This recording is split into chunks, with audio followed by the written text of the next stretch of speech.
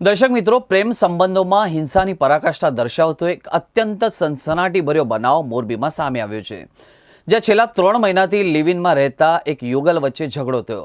આ ઝઘડામાં પ્રેમીએ પોતાની 20 વર્ષીય પ્રેમિકાને લાકડાના ધોકા પટ્ટા વડે મારીને હત્યા કરી નાખી હતી અને એક જ બનાવમાં યુવતીની હત્યા અને આરોપી યુવાનનું પોલીસ કસ્ટડીમાં મોત થતાં સમગ્ર મામલો ગૂંચવાયો છે.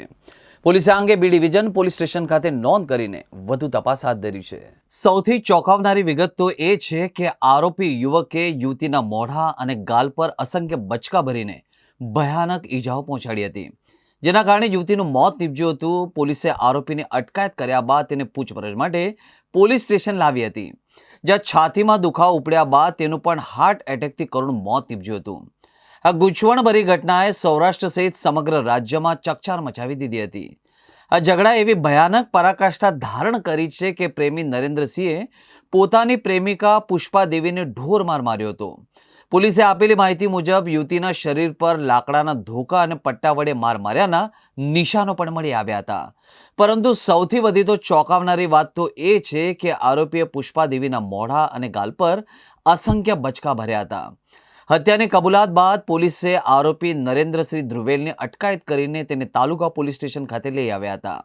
જોકે એ દરમિયાન જ હત્યાનો આરોપી નરેન્દ્રસિંહ અચાનક છાતીમાં તીવ્ર દુખાવો થતાં બેભાન થઈ ગયો હતો અને એક જ બનાવમાં યુવતીની હત્યા અને આરોપી યુવાનનું પોલીસ કસ્ટડીમાં મોત થતાં સમગ્ર મામલો ગૂંચવાયો હતો.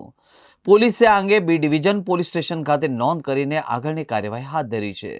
તારીખ 29/11/2025 રોજ રાત્રે 1:15 એવું જાણ પોલીસ સ્ટેશન મોરબી તાલુકા પોલીસ સ્ટેશનને એવી જાણમાં હકીકત આવી હતી કે લેક્સસ સિરામિકના કારખાનામાં લેબર કોલોનીમાં એક મહિલાની લાશ છે, જે બાબતે ત્યાં આગળ પીઆઈ તથા પીએસઆઈ મોરબી તાલુકા પોલીસ સ્ટેશનમાંથી ત્યાં જતા એ લાશને જોતા પ્રાઇમરીલી થોડું શંકાસ્પદ મૃત્યુ લાગતા સાહેબે જે પીઆઈ સાહેબે જે એમની સાથે જેની સાથે જે મરણ જનાર છે તે રહેતા હતા તેમની થોડી પૂછપરછ વધારે ઊંડાણપૂર્વક કરતા તે આરોપી જે હતો તે ભાગી પડ્યો અને તેણે હકીકત કબૂલી કે છેલ્લા 3 માસથી તેઓ લિવ ઇન રિલેશનશિપમાં લેક્સસ સિરામિકના લેબર કોલોની ખાતે રહેતા હતા.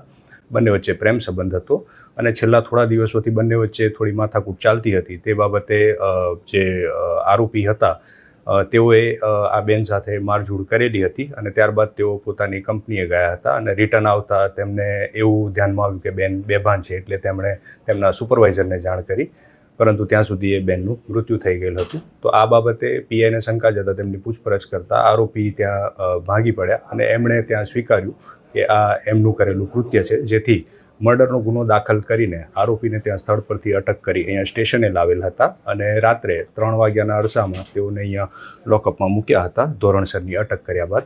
અને ત્યારબાદ તેમને રાત્રે આશરે 4, 4:30, 4:45ના અરસામાં તેઓને છાતીના ભાગે દુખાવો ઉપડતા તેમને 108 બોલાવીને અહીંયાથી સિવિલ ખાતે મોરબી સિવિલ ખાતે લઈ જતી વખતે તેમને રસ્તામાં ત્યાં આગળ મરણ ગયા હતા અને ડૉક્ટરે તેઓને બ્રોટ ડેડ મતલબ કે મૃત છે તેમ જાહેર કરેલ હતું અને ડૉક્ટરે ત્યાં આગળ પ્રાથમિક સારવારની રીતે ત્યાં પ્રયાસ કર્યા હતા કે તે રિવાઈવ થઈ શકે, પણ એ શક્ય બન્યું નહીં અને તે મૃત્યુ ગયા છે.